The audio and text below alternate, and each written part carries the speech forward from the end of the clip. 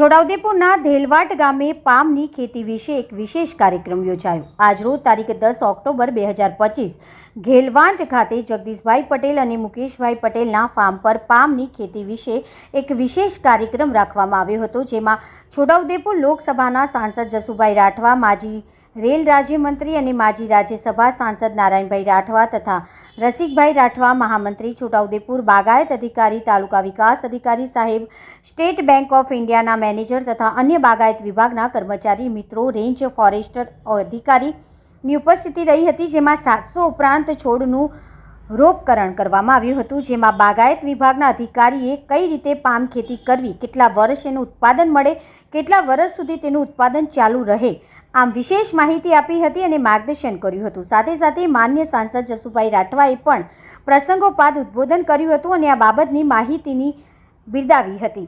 આમ સરકારની આ યોજનાઓ અમને લાભ મળ્યો છે, જેનો અમે આભાર માનીએ છીએ તથા સદર કાર્યક્રમમાં ઉપસ્થિત રહેનાર તમામનો આભાર માન્યો હતો।